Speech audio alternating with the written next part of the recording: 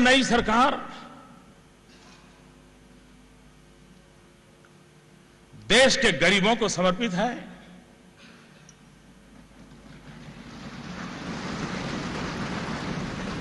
देश के कोटि कोटि युवकों को समर्पित है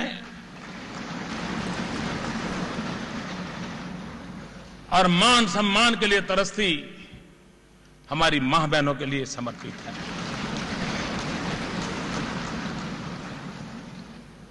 गांव हो, गरीब हो, किसान हो, दलित हो, पीड़ित हो, शोषित हो, वंचित हो, ये सरकार उनके लिए है और इसलिए हम सबकी प्राथमिकता उनकी आशा आकांक्षाओं की पूर्ति के लिए हो, यही हमारा प्रयास रहेगा और हम सबकी भी वही जिम्मेवारी है, क्योंकि हमें गरीब से गरीब आदमी ने यहां भेजा है। यह तबका कितनी आशा और अपेक्षाओं के साथ हमारे पास आया है और इसलिए हमारे सपने हैं उनके सपनों को सच करने के लिए। प्रधानमंत्री नरेंद्र मोदी ने 125 करोड़ देशवासियों को एक सपना दिखाया। सपना सुनहरे दिनों का, महंगाई से मुक्ति का, भ्रष्टाचार मुक्त भारत का, देश के विकास का। 8 महीने के चुनाव प्रचार के दौरान नरेंद्र मोदी ने जो कुछ कहा उससे लोगों में एक नई उम्मीद जगी। करोड़ों लोगों की इसी उम्मीद ने नरेंद्र मोदी को वो ताकत दी जिससे पिछले 25 साल में अपने दम पर 7 RCR पहुंचने वाले वो पहले प्रधानमंत्री बने। अब वही लोग इस उम्मीद से उनकी तरफ देख रहे हैं कि अब सबके अच्छे दिन आने वाले हैं। अच्छे दिन आने वाले हैं, ओ अच्छे दिन आने वाले हैं।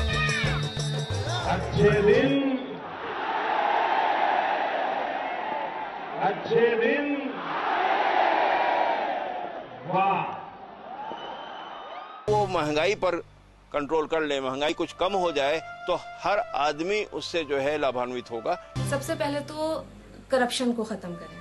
BSP यानी बिजली, सड़क और पानी, जो 3 मूलभूत सुविधाएं हैं नागरिकों की, उनकी तरफ ध्यान देना चाहिए। जो हमारे किसान भाई हैं, गरीब परिवार लोग हैं, जो जिनको एक टाइम की रोटी भी नसीब नहीं होती है, उनको कम से कम रोटी मुहैया करानी चाहिए। He should create employment opportunities more for the youth. I, for personal, expect totally non-corrupt government. जितने लोग उतनी उम्मीदें। आम जिंदगी की मुश्किलों को झेल रहे ये वो लोग हैं जो सरकार और प्रशासन नाम की चीजों से नाउम्मीद हो चुके हैं। किसी के लिए 2 वक्त की रोटी जुटाना एक संघर्ष है, तो किसी के लिए बढ़ती महंगाई के दौर में अपना परिवार चलाना एक चुनौती। अलग अलग तबकों के ऐसे तमाम लोगों ने जीवन की इसी निराशा से निकलने के लिए ऐसी सरकार चुनी जो उनके बारे में सोचे, उनके लिए काम करे। नरेंद्र मोदी को अब इन लोगों की उम्मीदों पर खरा उतरना है। हम तो मजदूर नंबर 1 है भैया।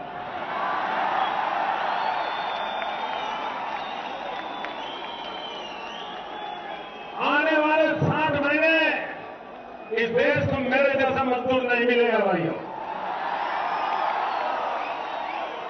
मैं मानता हूं कि आपने मुझे जो जिम्मेवारी दी है इसको पूरा करने में शरीर का प्रत्येक कण, समय का प्रत्येक क्षण 125 करोड़ देशवासियों को समर्पित है।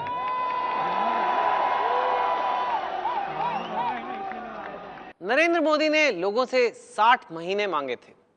अब उन 60 महीनों का काउंटडाउन शुरू हो चुका है, पर लोगों की उम्मीदें इतनी ज्यादा हैं कि वो जल्द से जल्द नतीजे चाहते हैं। जिस तरह वो अब की बार मोदी सरकार के नारे लगाते रहे, उसी तरह अब वो मोदी सरकार करे चमत्कार की उम्मीद लगाए बैठे हैं। मानो नरेंद्र मोदी के हाथ में कोई जादू की छड़ी हो जिससे एक झटके में सब ठीक हो जाएगा। सवाल यह है कि प्रधानमंत्री नरेंद्र मोदी अब इन उम्मीदों को पूरा करने के लिए क्या करेंगे, कैसे लाएंगे अच्छे दिन। देश को अच्छे दिनों का इंतजार इसलिए है क्योंकि एक लंबे वक्त से वो बुरे दौर से गुजर रहा है। यूपीए सरकार के दौरान महंगाई और भ्रष्टाचार से लोग परेशान हो चुके हैं। मनमोहन सिंह की सरकार पर जो सवाल उठाए जाते थे, उनमें सबसे बड़ा था पॉलिसी पैरालिसिस, यानी नीतियों का अभाव और फैसले न करना। इसकी वजह से देश की आर्थिक हालत बद से बदतर होती गई। विकास दर 5% से भी नीचे चली गई और महंगाई 7वें आसमान पर पहुंच गई। नरेंद्र मोदी खुद सरकार की नीतियों पर सवाल उठाते रहे। उन्होंने 2009 में कहा था कि दिल्ली में हमारी सरकार बनेगी, हम 100 दिन में महंगाई खत्म कर देंगे। और लोगों ने, महंगाई से परेशान मतदाताओं ने उनको बहुत बड़ी मात्रा में मतदान किया, सरकार बन गई। आप मुझे बताइए भाइयों, महंगाई गई? महंगाई गई? महंगाई कम हुई? ऊपर से क्या हुआ? महंगाई। अब सरकार की कमान नरेंद्र मोदी के हाथों में है। नीतियां बनाने की जिम्मेदारी उनके कंधों पर है। ऐसे में सबसे बड़ी चुनौती यह है कि वो कैसे सुधारेंगे देश की आर्थिक हालत, कैसे दूर करेंगे महंगाई। I'm conscious of the fact that I am taking over at a very challenging time, particularly when there is a need to rebuild the confidence in the Indian economy. The challenges are very obvious. We have to restore back the pace of growth, contain inflation. महंगाई को कम करना न सिर्फ अर्थव्यवस्था के लिहाज से जरूरी है, बल्कि इसका राजनीतिक महत्व भी है। आम लोगों के लिए पिछले कुछ समय से सबसे बड़ी परेशानी है खाने पीने की चीजों की बढ़ती कीमतें। सब्जियों से लेकर फल और दालें, सब कुछ लगातार इतना महंगा होता गया कि घर का किचन चलाना मुश्किल हो गया। इतनी महंगाई हो गई कि दूध अब चलाना मुश्किल। छोटा बच्चे के दूध नहीं दे सकते हैं, जैसे फल फ्रूट छोटा बच्चे के दे वो भी नहीं दे सकते हैं। छोटी छोटी अपनी इच्छाओं को भी मारना पड़ रहा है। बच्चे कई बार कई चीजों की जिद करते हैं, पर इतनी महंगाई हो गई है कि उनके बारे में, उन चीजों को मंगाने के लिए सोचना पड़ता है। इतना महंगाई है, इवन ऑटोज बसेस में जाना आना मुश्किल है। रेस्टोरेंट्स इतने ज्यादा महंगे हो चुके हैं। बढ़ती महंगाई के साथ आम लोगों का गुस्सा भी बढ़ता जा रहा था।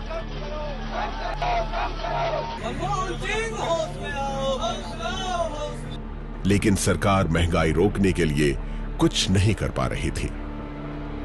पिछले साल प्याज की कीमतें 80 से 100 रुपए किलो तक पहुंच गई। इसके विरोध में आम जनता के साथ बीजेपी ने भी सड़क पर प्रदर्शन किया।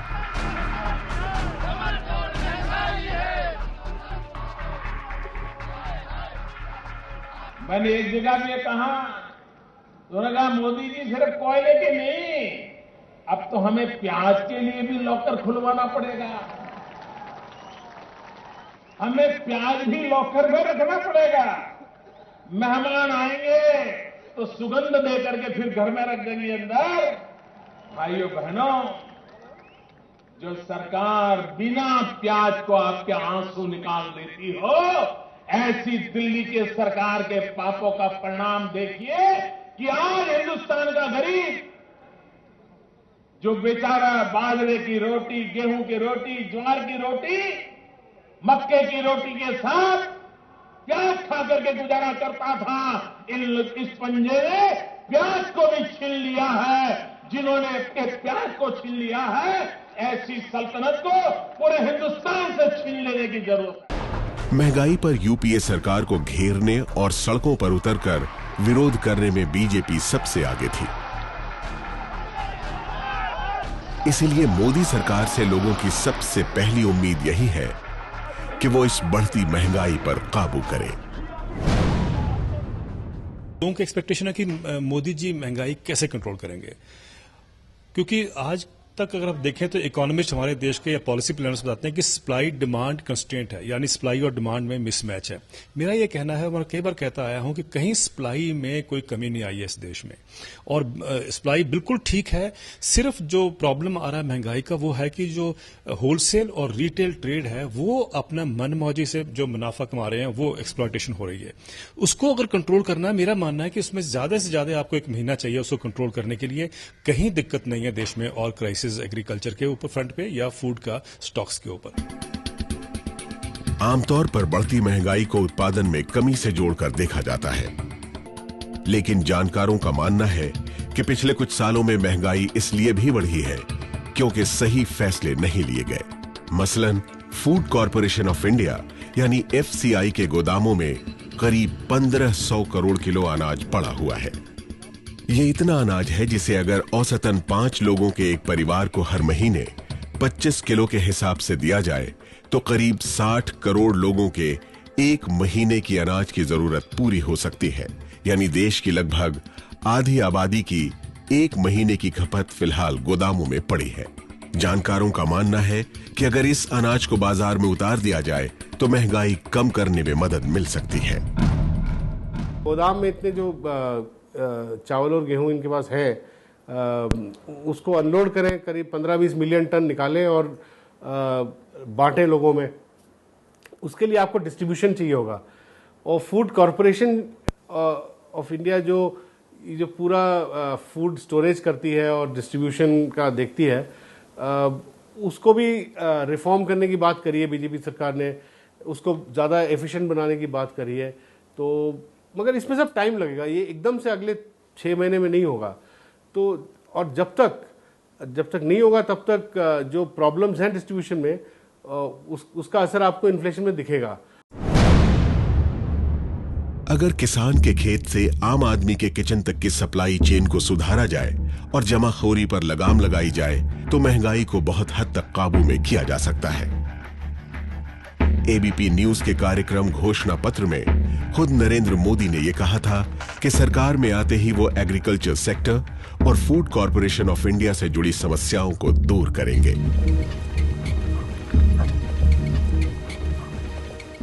Food corporation of India miserably fail गया है। मैं मानता हूं उसको 3 हिस्सों में बांट देना चाहिए, उसकी 3 जिम्मेवारियां पक्की करनी चाहिए। एक हिस्सा वो हो जिसका काम सिर्फ प्रोक्योरमेंट का रहे, किसानों का जैसी फसल आए एक्टिवली और उसको उसी का जवाब देना चाहिए। दूसरी पार्ट ये हो जो सिर्फ स्टोरेज का काम देखे, वेयर हाउसेज बनाए, रखे, संभाले, ये बिक रहा है, चूहे खा रहे हैं, वो सब बंद हो जाए। और तीसरा डिस्ट्रीब्यूशन वाला डिपार्टमेंट अलग हो। अगर हम इस वैज्ञानिक तरीके से चीज़ों को करेंगे, आज कोई धान की कमी नहीं है जी। दूसरा, हमारे देश का एक दुर्भाग्य है कि एक रेलवे स्टेशन पर टमाटर आए हैं और यहाँ से मानो मुंबई टमाटर ले जाने हैं, लेकिन एक दिन पहले मार्बल आया है और मार्बल भी मुंबई ले जाना है। रेलवे कहता है जो पहले आया वो गया, तो मार्बल पहले जाता है, टमाटर पड़ा रहता है, खराब हो जाता है। तो हम रेलवे में एग्रीकल्चर सेक्टर को प्रायोरिटी को क्यों न दें, ताकि हमारा किसान जो पैदा करता है वो समय से पहले पहुंचे। छोटी छोटी चीजें हैं जी, थोड़ा कोई माइंड अप्लाई करें, हम समस्याओं का समाधान कर सकते हैं। नरेंद्र मोदी ने ऐसे वक्त पर देश की बागडोर संभाली है जब मॉनसून के कमजोर होने की आशंका जताई जा रही है। अगर ऐसा हुआ तो महंगाई को कम करना सरकार के लिए और बड़ी चुनौती बन सकती है। ये भी कहा जा रहा है कि इस साल मॉनसून में शायद कमी हो। अगर वो होता है तो एक जिसे अर्थशास्त्री बोलते हैं इन्फ्लेशन एक्सपेक्टेशन, जो वो बहुत बढ़ता है और उससे भी इन्फ्लेशन में असर हो सकता है। तो ये कुछ चीज़ें मिला के मेरा मानना है कि मोदी सरकार को इस प्रॉब्लम से काफ़ी जूझना पड़ेगा और इतना आसान नहीं है। अच्छे दिन आने वाले हैं, चुनावी नारे के तौर पर यह कहना आसान है, लेकिन वाकई में अच्छे दिन लाने के लिए मोदी सरकार को बहुत कुछ करना होगा। देश के 125 करोड़ लोगों के लिए अच्छे दिनों के मायने अलग अलग हैं। जैसे जिनके पास नौकरी नहीं है, उनके अच्छे दिन तब आएंगे जब उन्हें रोजगार मिले। जिनके पास नौकरी है उनकी जेब में इतने पैसे हों कि वो खुलकर खरीदारी कर सकें, जिसके पास घर नहीं है उसे अपना घर मिल सके, शिक्षा, स्वास्थ्य, बिजली, सड़क और पानी जैसी मूलभूत सुविधाएं लोगों को आसानी से मिल सकें। सवाल ये है कि ये सब कब और कैसे होगा। से जो उम्मीद लोग बनाए हुए हैं कि इन सब विषयों पे वो निर्णय लेंगे, इन विषयों का सुधार करेंगे, लेकिन ये जो सुधार है वो जल्दबाजी में नहीं होगा। यूपीए की सरकार ने जो गलतियां की है वो गलतियां नहीं करनी चाहिए नई सरकार को। उनको इस पर जो लॉन्ग टर्म प्लानिंग है, जो लॉन्ग टर्म कदम है वो लेना पड़ेगा। तो जब लोग उम्मीद बनाए हुए हैं, लोगों को भी ये समझना पड़ेगा कि एक जादू की छड़ी नहीं है किसी के पास। ये 1 तिमाही में, 2 तिमाही में ये प्रॉब्लम सॉल्व नहीं होने वाला है, इसमें वक्त लगेगा, आपको थोड़ी कठिनाइयां भी होगी। मनमोहन सिंह की सरकार ने जन कल्याण और सामाजिक सुरक्षा के नाम पर ऐसी योजनाएं शुरू की जिनसे सरकारी खर्च बढ़ता गया। इसके बावजूद भी पूरा फायदा उन लोगों तक नहीं पहुंचा जिनके लिए ये योजनाएं बनाई गई। इसी तरह डीजल, रसोई गैस और खाद पर दी जाने वाली सब्सिडी पर सरकार को हजारों करोड़ रुपए खर्च करने पड़ते हैं। इसका नतीजा ये है कि सरकार की आमदनी और खर्च का अंतर यानी वित्तीय घाटा बढ़ता जा रहा है। ये वित्तीय घाटा बढ़ते बढ़ते लगभग 6 लाख करोड़ रुपए तक पहुंच चुका है। इसकी वजह से सरकार पर कर्ज भी बढ़ता जा रहा है। दरअसल सरकार बाहर से जो कर्ज लेती है उसका एक बड़ा हिस्सा इस घाटे की भरपाई में खर्च करती है। इसलिए जितना ज्यादा घाटा उतना ज्यादा कर्ज। फिलहाल देश की हालत ऐसी है कि एक अनुमान के मुताबिक सरकार को हर घंटे करीब 68 करोड़ रुपए कर्ज लेना पड़ता है। ये पहले के मुकाबले कई गुना ज्यादा है। इसलिए अच्छे दिन लाने के लिए नरेंद्र मोदी की सरकार को देश के वित्तीय घाटे को कम करने के लिए ठोस कदम उठाने होंगे। सब्सिडी को आप मैनेज करो, कंट्रोल करो, कम करो तो सरकारी घाटा कम होगा। सरकारी घाटा कम होने से पूरे देश को फायदा होता है। आपका EMI का रेट कम हो जाएगा, सरकार की जो हैसियत होती है, हिम्मत होती है कि नए प्रोजेक्ट्स लगाने के, वो बढ़ जाती है। आपके इन्फ्लेशन का दर कम हो जाएगा। तो तरह तरह के इसमें फायदे होते हैं। तो ये सब अच्छे दिन ही है। सब्सिडी के बोझ और वित्तीय घाटे को कम करने के लिए सरकार को कुछ कठोर फैसले करने होंगे। ये फैसले ऐसे भी होंगे जिनकी वजह से सरकार को लोगों की नाराजगी का सामना करना पड़ सकता है, जैसे डीजल पर मिलने वाली सब्सिडी को बंद करना यानी डीजल की कीमतों को बढ़ाना। डीजल का उपभोक्ता आम भी है और लेकिन खास भी है। BMW वाले भी डीजल चला रहे हैं, डीजल पे चल रहे हैं, बड़ी बड़ी मॉलें भी डीजल पे चल रही हैं, सब सब्सिडाइज डीजल पे चल रही हैं। तो जो सरकार आएगी उसको देखना पड़ेगा कि जो आदमी BMW चला रहा है, मर्सिडीज चला रहा है, उसको सब्सिडाइज डीजल क्यों दिया जा रहा है। डीजल की कीमतें बढ़नी चाहिए या नहीं, इस पर अलग अलग मत है। एक पक्ष का मानना है कि सरकार को किसी भी हालत में डीजल की कीमतें नहीं बढ़ानी चाहिए। मोदी जी का जो अगर आप देखें मैनिफेस्टो में जो उन्होंने कहा है उससे बहुत स्पष्ट है कि उनके जो इम्पोर्टेंट डिसीजन होंगे आने वाले दिनों के लिए, सबसे जरूरी जो है वो है महंगाई कंट्रोल करना। महंगाई वो कंट्रोल करते हैं तो उसके ऊपर जो डीजल और पेट्रोल कीमतें बढ़ाने की जरूरत नहीं है, क्योंकि आपने पहले ही लिंक किया हुआ उसको इंटरनेशनल प्राइसेस के साथ। तो जब वो बढ़ते हैं तो यहां भी बढ़ रहे हैं, तो उसमें तो कुछ आपको करने की जरूरत नहीं है। डीजल की कीमतें जो अभी देश नहीं बढ़ा रहा है, मुझे लगता नहीं कि मोदी जी भी जल्दी बढ़ाना चाहेंगे उसको। डीजल पर सब्सिडी के तौर पर सरकार के लगभग 50,000 करोड़ रुपए खर्च होते हैं। यूपीए सरकार पेट्रोल की कीमतों को नियंत्रण मुक्त कर चुकी है, लेकिन डीजल की कीमतों को नियंत्रण मुक्त करने की हिम्मत नहीं जुटा पाई। क्या नरेंद्र मोदी की मजबूत सरकार ये निर्णायक फैसला कर पाएगी? जिनको जरूरत है उनको सब्सिडी देनी पड़ेगी, लेकिन वो करोड़ों लोग जिनको सब्सिडी की जरूरत नहीं है, उनको सब्सिडी क्यों, उनको सहायता क्यों? और दूसरी बात यह है कि आप ये करके आप उस आदमी के लिए, उस गरीब आदमी के लिए जिसके लिए सब्सिडी है, उसके पास तो नहीं पहुंच पाती। मिट्टी का तेल का मैं आपको उदाहरण देता हूं। मिट्टी का तेल पे जो कीमत है, जिस पे सब्सिडी 35 रुपए से ज्यादा है प्रति लीटर, मिट्टी का तेल 70% जो है उसका प्रयोग जो है वो एडल्ट्रेशन के लिए और कालाबाजारी के लिए होता है। जिसको जरूरत है उसको 30% नहीं मिलता। यूपीए सरकार ने डीजल पर हर महीने 50 पैसे प्रति लीटर बढ़ाने की नीति शुरू की थी, जिसे फिलहाल मोदी सरकार ने भी जारी रखा है। रुपए में मजबूती और हर महीने हो रही इस बढ़ोतरी की वजह से डीजल पर होने वाला सरकारी घाटा फिलहाल 3 रुपए प्रति लीटर से भी कम रह गया है, जबकि साल भर पहले तक ये 10 रुपए के आसपास हुआ करता था। वहीं रसोई गैस पर भी सरकार हर सिलेंडर पर 500 से 600 रुपए की सब्सिडी देती है, जिसकी वजह से गैस पर सालाना सब्सिडी का खर्च करीब 48,000 करोड़ रुपए है। मोदी साहब एलपीजी के जो सब्सिडी है उसको बढ़ाना चाहेंगे। 48,000 करोड़ रुपए की सारी सब्सिडी है, और मैंने आपसे कहा कि कॉर्पोरेट जगत को 5,75,000 करोड़ रुपए की सब्सिडी दी गई है इस साल। तो जो कटौती करनी चाहिए तो वो तो वहां करनी चाहिए जो कॉर्पोरेट लोगों के पास सब्सिडी जा रही है, ना कि जो गरीब आदमी के पास या आम आदमी के पास 48,000 करोड़ रुपए के माध्यम से आपको 9 सिलेंडर मिलेंगे साल के, वो क्यों कम करने हैं? कम तो वहां करने चाहिए जहां पर आप देख रहे हैं कि एक्सेस में या फालतू का पैसा चला गया या सब्सिडी दी जा रही है, उसको काटने की जरूरत है। डीजल और रसोई गैस की सब्सिडी एक ऐसा मुद्दा है जिस पर यूपीए सरकार कोई कठोर फैसला नहीं कर पाई। लेकिन सवाल यह है कि क्या बीजेपी के लिए यह फैसला करना आसान होगा? विपक्ष के तौर पर बीजेपी हमेशा से कीमतें बढ़ाने का विरोध करती रही है। आदमी आज जिस परिस्थिति से गुजर रहा है, वो वर्तमान परिस्थिति को जिस शब्द से जानता और पुकारता है, वो एकमात्र शब्द है महंगाई। और अपने दर्द को जिस वाक्य में अभिव्यक्त करता है, वो वाक्य है मार दिया इस महंगाई ने।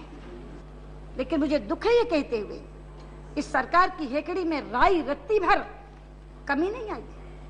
मात्र 4 महीने बाद, पूरे 4 महीने बनते हैं, 26 फरवरी को इन्होंने डीजल और पेट्रोल के दाम बढ़ाए थे अपने बजट में, और 26 जून को पूरे 4 महीने बाद इन्होंने दोबारा डीजल और पेट्रोल के दामों में वृद्धि की घोषणा की, और इस बार इन्होंने केरोसिन और रसोई गैस को भी नहीं बख्शा। खाने की चीजें तो पहले से महंगी थी, इन्होंने खाना पकाने का ईंधन भी महंगा कर दिया। अध्यक्ष जी, इसी को कहते हैं कंगाली में आटा गीला। महंगाई पर बीजेपी का यही रुख अब सरकार में आने के बाद उसकी सबसे बड़ी मुश्किल बन सकता है। इसकी वजह है कि महंगाई कम करने के लिए मोदी सरकार को कुछ ऐसे फैसले करने पड़ सकते हैं जिनका अब तक उनकी पार्टी विरोध करती रही है। सितंबर 2012 में जब यूपीए सरकार ने डीजल की कीमत 5 रुपए बढ़ाने और रसोई गैस का कोटा तय करने का फैसला किया, तो बीजेपी ने जमकर इसका विरोध किया। हम तो इसको बिल्कुल जनता विरोधी कदम मानते हैं, क्योंकि जब डीजल का दाम बढ़ता है तो केवल डीजल का दाम नहीं बढ़ता, अंग्रेजी में एक कहते हैं कि कास्केडिंग इफेक्ट होता है, उसका रिपल इफेक्ट होता है। अर्थात गतिविधि एक जगह होती है पर उसका दूरगामी असर होता है। दरअसल सब्सिडी का सीधा संबंध वोट बैंक की राजनीति से होता है, इसलिए सरकारें ऐसी चीजों पर सब्सिडी या रियायत देती हैं जिससे एक बड़े वर्ग को फायदा हो। डीजल और एलपीजी की तरह ही किसानों को खाद की खरीद पर 68,000 करोड़ रुपए की सब्सिडी दी जाती है। यूपीए सरकार ने चुनाव के पहले भोजन के अधिकार का जो कानून बनाया है, उसके तहत सरकार को 1.25 लाख करोड़ रुपए खर्च करने होंगे। आर्थिक जानकारों का मानना है कि अगर देश के अच्छे दिन लाने हैं तो सरकार को इस तरह की सब्सिडी के बोझ को कम करना होगा। महत्वपूर्ण बात यह है कि अच्छे दिन क्यों आएंगे, क्योंकि आप उम्मीद कर रहे हैं कि आपने एक निर्णायक सरकार को मत दिया है, वोट दिया है, और वो निर्णायक सरकार निर्णय लेगी और देश को आगे ले जाएगी। मिडिल क्लास और नौकरी पेशा लोग हर साल सरकार की तरफ इस उम्मीद से देखते हैं कि उन्हें टैक्स में कुछ राहत मिलेगी या नहीं। मोदी सरकार से यह उम्मीद और ज्यादा है। बीजेपी ने अपने घोषणा पत्र में भी टैक्स स्ट्रक्चर को सुधारने की बात कही है। इसलिए यह माना जा रहा है कि डायरेक्ट टैक्स कोड यानी डीटीसी और गुड्स एंड सर्विसेज टैक्स यानी जीएसटी को जल्द से जल्द लागू किया जाएगा। लेकिन लोगों की नजर फिलहाल जुलाई में आने वाले बजट पर है। क्या नरेंद्र मोदी इनकम टैक्स में छूट की सीमा बढ़ाकर नौकरी पेशा लोगों के अच्छे दिन लाएंगे? ये सरकार उम्मीदों पे बनी है और ये उम्मीद करना बिल्कुल वाजिब होगा, और ये उम्मीद बहुत सारे आम लोगों की होगी कि जो टैक्स की बोझ है महंगाई के अलावा वो कम की जाए। वाजिब तरीके से अगर आप देखें, अगर हम 2002-03 पे अगर हम अपने टैक्स स्लैब्स को अगर इंडेक्स कर देते हैं तो वो कम से कम बढ़ा करके 3 लाख रुपए कर देना चाहिए, क्योंकि आज शहर में रहने वाला व्यक्ति अगर 25,000 रुपये कमाता है तो वो 2000 के शुरुआत में जो महंगाई के दर से जो बढ़ा है, उस समय जो टैक्स स्लैब था उसको अगर हम इंडेक्स करते जाते हैं अगर महंगाई से, तो वो 3 लाख रुपया हो जाता है। तो मुझे लगता है कि अगर ये सरकार बिल्कुल उस तबके को देख रही है जो कि मार्जिनल मुश्किल से वो बचत नहीं कर पाता है, जो उसकी कमाई है वो पूरी खर्च हो जाती है, उसके बावजूद उसे टैक्स का बोझ झेलना पड़ता है, उसको बढ़ाते उसको ध्यान में रखते हुए मुझे लगता है कि ये बढ़ा करके 3-3.5 लाख रुपए कर देना चाहिए। सबसे इम्पोर्टेंट टैक्स रिफॉर्म मैं मानता हूँ कि ये जीएसटी है। वी शुड मूव टू क्योंकि हम लोग तो जैसे अगर आप यूरोपियन यूनियन देख लीजिए, यूरोपियन यूनियन अलग अलग कंट्रीज़ हैं, लेकिन फिर भी वो लोग जो हैं एक कॉमन टैक्स सिस्टम में आ गए हैं। यहाँ हम लोग कहते हैं कि हम एक देश हैं, लेकिन हर एक स्टेट का अलग अलग सेल्स टैक्स है, वैट है, एंट्री टैक्स है, ऑक्ट्रॉय है। तो वो सब जो है ख़त्म करके अगर हम लोग if we can move to one nation, अगर हम लोग जो है ये जीएसटी को जो है एक टारगेट बनाना चाहिए। मिडिल क्लास की दूसरी सबसे बड़ी उम्मीद सस्ते होम लोन की है, जिससे वो अपना घर खरीद सके। नरेंद्र मोदी ने लोगों की इस जरूरत को भी पूरा करने का वादा किया था। हिंदुस्तान में एक भी गरीब ऐसा नहीं होगा, एक भी परिवार ऐसा नहीं होगा जिसके पास अपना खुद का घर न हो। और घर यानी 4 दीवारी नहीं, पक्का घर भी हो, ऊपर छत भी हो, घर में नल भी हो, नल में पानी भी हो, बिजली भी हो। अपने घर का सपना कौन नहीं देखता, लेकिन पिछले कुछ सालों में होम लोन की बढ़ती ब्याज दरों की वजह से ईएमआई बढ़ती जा रही है। इसलिए जो लोग नया घर खरीदना चाहते हैं वो कर्ज लेने की हिम्मत नहीं जुटा पा रहे हैं। केंद्रीय शहरी विकास मंत्री एम वेंकैया नायडू ने ये भरोसा दिलाया है कि सबको अपना घर दिलाना उनकी प्राथमिकता है, इसलिए आने वाले वक्त में ब्याज दरें भी घटाई जाएंगी। Housing should be a priority area. I will be taking up this matter with my colleague Finance Minister. You all remember during Sri Atal Bihari Vajpayee's regime, NDA regime, housing was given top priority by reducing the interest rates. The interest, which was somewhere around 11%, was brought down to 7.5%. Today again, the interest for housing has gone up 10%, 11%. That is one critical area. If you want to achieve this housing for all by 2020 or 22, you need to have interest reduction. हालांकि RBI governor Raghuram Rajan ने नई सरकार बनाने के बाद घोषित पहली credit policy में फिलहाल ब्याज दरों में कटौती के कोई संकेत नहीं दिए। आरबीआई ने यह साफ कर दिया है कि जब तक महंगाई काबू में नहीं आती तब तक कर्ज सस्ता होने के कोई आसार नहीं है। मोदी सरकार से अच्छे दिनों की उम्मीद उस युवा वर्ग को भी है जिसके पास नौकरी नहीं है, और उन युवाओं को भी जिन्हें अच्छी नौकरी की तलाश में अपने घरों से दूर जाना पड़ता है। डिग्रियां होने के बावजूद वो विदेश जाने को मजबूर होते हैं। नरेंद्र मोदी ने खुद इन युवाओं को बड़े बड़े सपने दिखाए। मेरा देश दुनिया का सबसे नौजवान देश है। 65% जनसंख्या मेरी बिलो 35 है। पूरा यूरोप बूढ़ा हो चुका है, चाइना बूढ़ा हो चुका है। विश्व में सबसे नौजवान देश है ये। 35% पॉपुलेशन अगर बिलो 65% पॉपुलेशन अगर बिलो 30 है, 35 है। लेकिन दुर्भाग्य मेरा यह है कि इतनी बड़ी अपॉर्चुनिटी, इतना बड़ा डेमोग्राफिक स्कोप, इसको हम उपयोग नहीं कर पाते। ये सबसे बड़ी चैलेंज है। देश की खराब आर्थिक हालत की वजह से पिछले कुछ सालों में नौकरियों की संख्या नहीं बढ़ रही है। इन्फ्लेशन के साथ जो है ये इनकम्स भी नहीं बढ़ रहे हैं, लोगों के पास जैसे जैसे हर साल जो है 1 करोड़ लोग जो आ जाते हैं वर्कफोर्स में, 10 मिलियन पीपल वर्कफोर्स, उनके लिए जब अगर नौकरियां नहीं होती है तब दिक्कतें होती है। रोजगार के अवसर बढ़ाना नरेंद्र मोदी के लिए एक बड़ी चुनौती है। कह रहे हैं कि वो कुछ ऐसे स्कीम लाएंगे जो सेल्फ एम्प्लॉयड लोग हैं या एग्रीकल्चर से लिंक्ड एम्प्लॉयमेंट जो है वो उसको बढ़ावा देंगे, और छोटे जो स्मॉल इंडस्ट्रीज जो हैं, जो छोटे उद्योगों में खासकर एम्प्लॉयमेंट ज़्यादा स्कोप होता है, उसका स्कोप, तो छोटे उद्योगों में एम्प्लॉयमेंट बढ़ाने की बात करी है। दुनिया में भारत को एक बड़े बाजार के तौर पर देखा जाता है, यानी दूसरे देश अपना सामान बेचने के लिए भारत आते हैं। लेकिन अगर सरकार नौकरियों के अवसर बढ़ाना चाहती है तो भारत की प्रोडक्शन कैपेसिटी को बढ़ाना होगा और मैन्युफैक्चरिंग सेक्टर पर ध्यान देना होगा, जिससे चीन की तरह ज्यादा से ज्यादा सामान भारत में बन सके।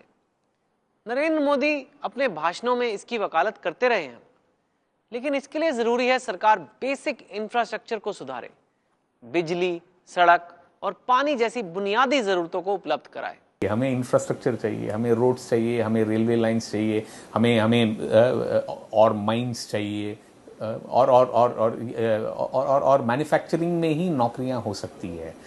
अगर एक स्ट्रॉन्ग मैन्युफैक्चरिंग सेक्टर है तब सर्विस जॉब्स भी आ जाएंगे। अगर जैसे अगर आप देखेंगे गुड़गांव में जब मारुति आया, उसके बाद देखिए कितने नौकरियां आई, एंसिलरीज आई, और उसके अराउंड जो है सर्विस ये आएगा। तो manufacturing, so it's a very good thing जो मोदी जी जो कह रहे हैं कि मैन्युफैक्चरिंग और इंफ्रास्ट्रक्चर। देश के विकास में हर सेक्टर की अहम भूमिका होती है। नरेंद्र मोदी खुद इसी फॉर्मूले के तहत अर्थव्यवस्था को सुधारने की बात कह चुके हैं। अगर हमारे इकोनॉमी को हमने आगे बढ़ाना है तो एक पिलर पे हमारी दुनिया नहीं चल सकती है। We must have 3 pillars. एक मैन्युफैक्चरिंग सेक्टर, दूसरा एग्रीकल्चर सेक्टर, एंड तीसरा सर्विस सेक्टर। 1/3 ये तीनों को अगर हम बेस बना करके हम इकोनॉमी को आगे बढ़ाएं तो कभी एक आध में रुकावट आ जाए तो भी हमारी इकोनॉमी को बहुत बड़ी जो एकदम से कभी कभी गिरावट आ जाती है, ऐसी गिरावट नहीं आएगी, और तीनों के प्रयासों से हम बहुत आगे बढ़ सकते। चुनाव के दौरान नरेंद्र मोदी ने किसानों से भी उनके अच्छे दिन लाने का वादा किया था, और इसके लिए वो बाकायदा अपना प्लान भी बता चुके हैं। हमने एक फॉर्मूला तय किया है, एक पद्धति तय की है, जिसके आधार पर मिनिमम सपोर्ट प्राइस तय होगी, समर्थन मूल्य तय होगा, और इसके लिए हमने कहा है कि किसान जो बीज का खर्चा करता है, बिजली का खर्चा करता है, पानी का खर्चा करता है, खाद का खर्चा करता है, दवाइयों का खर्चा करता है, मजदूरी का खर्चा करता है, कि किसान को जितनी लागत लगती है वो सारा खर्चा जोड़ दिया जाएगा, और जितना खर्चा होगा उसके ऊपर 50% मुनाफा लगाया जाएगा, और जो रकम मिलेगी वो समर्थन मूल्य होगा। किसानों और गांवों के साथ ही कारोबारियों और उद्योगियों को भी अच्छे दिनों का इंतजार है, लेकिन पिछले कुछ सालों में देश में ऐसा माहौल बनाया गया है जिससे विदेशी कंपनियां यहां पैसा लगाने में डरती हैं। इसकी वजह है कि किसी भी बड़े प्रोजेक्ट का हिस्सा बनने के लिए इन कंपनियों को एक मुश्किल प्रक्रिया से गुजरना पड़ता है। इसलिए नरेंद्र मोदी ने जिस तरह गुजरात में निवेशकों के लिए अच्छा माहौल बनाया, वैसे ही अगर वो देश में भी बना सकें तो इससे बहुत फायदे हो सकते हैं। The mandate which our government has received has an inbuilt hope in it. And I'm sure a political change itself sends a strong signal to the global community itself, as also the domestic investors. And I think over the next few months, by expediting decision-making processes, I'm sure we'll be able to build on that. प्रधानमंत्री बनने के साथ ही नरेंद्र मोदी ने अपनी website पर लिखा था, no red tape, only red carpet. विदेशी निवेश को बढ़ाने में मोदी का यह फॉर्मूला बहुत कारगर साबित हो सकता है। भारत की घटती विकास दर को बढ़ाने में भी इससे मदद मिलेगी। हमें हर एक चीज़ के लिए इंफ्रास्ट्रक्चर चाहिए, हमें रोड चाहिए, हमें हाईवे चाहिए, हमें ब्रिज चाहिए, लेकिन हमारे पास जो है वो राशि नहीं है। We don't have the capital. तो ये जो है हमें इतिहास ने ये एक अपॉर्चुनिटी दिया है, ये कभी नहीं हुआ है। मेरा मानना है कि 10-15 प्रोजेक्ट को आइडेंटिफाई करे और उसमें जो है सरकार डायरेक्टली पैसा रखे। गुजरात में 4 बार सरकार बनाने के बाद इस विषय में मेरा दृढ़ विश्वास है, सब समस्याओं का एक ही समाधान है, विकास। सब दुखों की एक ही दवाई है, विकास। विकास के बिना भारत का भाग्य नहीं बदलेगा। विकास के बिना हिंदुस्तान के नौजवानों का जीवन नहीं बनेगा और विकास के बिना वैश्विक स्पर्धा के अंदर मेरा देश कभी टिक नहीं पाएगा। प्रधानमंत्री नरेंद्र मोदी की छवि एक निर्णायक नेता और कुशल प्रशासक की है। अब वो जिस सरकार का नेतृत्व कर रहे हैं वो भी पिछले 25 सालों की सबसे मजबूत सरकार है। यानी सरकार अगर चाहे तो उसे निर्णायक और कठोर फैसले लेने से कोई नहीं रोक सकता। इसीलिए लोगों की उम्मीद और बढ़ गई है। हर किसी को ऐसे फैसलों का इंतजार है जिससे उनकी परेशानियां दूर हो। मिडिल क्लास को महंगाई और भ्रष्टाचार से मुक्ति चाहिए तो युवा वर्ग को बेहतर शिक्षा और रोजगार चाहिए। नरेंद्र मोदी ने ये सब करने का वादा किया है। भाइयों बहनों, मेरा तो मंत्र है, न मैं खाता हूं न मैं खाने देता हूं। और ये सब संभव है भाइयों। भले ये लोग कहते हो कि मुश्किल हो, मैं आपको वादा करता हूं, मैं इरादा बताता हूं, इस देश में भ्रष्टाचार को खत्म किया जा सकता है। लेकिन पहली शर्त है, ऊपर से शुरू होना चाहिए। जो उच्च पदों पर बैठे हैं वे अगर के खिलाफ लड़ने की ताकत रखते हैं तो नीचे तक भ्रष्टाचार का खात्मा हो सकता है। सरकार में आते ही नरेंद्र मोदी ने अपने मंत्रियों को ये हिदायत दी कि वो निजी सचिव और निजी सहायक जैसे पदों पर अपने रिश्तेदारों की नियुक्ति न करें। इसके अलावा मोदी ने अपने मंत्रियों को खर्चों में कटौती की भी नसीहत दी है। लेकिन आम लोगों को भ्रष्टाचार से मुक्ति दिलाने के लिए वो क्या करने वाले हैं, ये देखना अभी बाकी है। अगर आप भ्रष्टाचार को रोक सकें तो इतने बड़े पैमाने पर आपके पास पैसे बचेंगे कि आपको किसी भी चीज के लिए बजट की कमी नहीं रहेगी। प्रधानमंत्री बनने के बाद नरेंद्र मोदी की कैबिनेट का पहला फैसला ब्लैक मनी के मुद्दे पर SIT बनाने का था। हालांकि यह फैसला सुप्रीम कोर्ट के निर्देश के तहत किया गया, लेकिन नरेंद्र मोदी खुद ये कह चुके हैं कि काले धन को वापस लाने के लिए उनकी सरकार हर जरूरी कदम उठाएगी। जानकारों के मुताबिक अगर सरकार विदेशों में जमा काले धन को वापस ला पाए तो सरकारी खजाने में इतनी रकम आ सकती है कि अगले कई सालों तक किसी को टैक्स भरने की जरूरत नहीं होगी। काले धन के लिए जो हमारी सरकार की प्राथमिकता और संकल्प रहा है उसके अनुपालन में हमने ये बहुत ही उच्च स्तरीय SIT बनाई है। देश के प्रधानमंत्री के तौर पर नरेंद्र मोदी के सामने चुनौतियां बड़ी हैं। उन्हें न सिर्फ देश की आर्थिक हालत सुधारनी है बल्कि अलग अलग राज्यों के साथ तालमेल बिठाते हुए हर राज्य को विकास के रास्ते पर आगे ले जाना है। इसके लिए केंद्र और राज्य के संबंधों को बेहतर करना होगा। बीजेपी ने अपने घोषणा पत्र में कहा है कि प्रधानमंत्री राज्यों के मुख्यमंत्रियों के साथ मिलकर एक टीम की तरह काम करेंगे।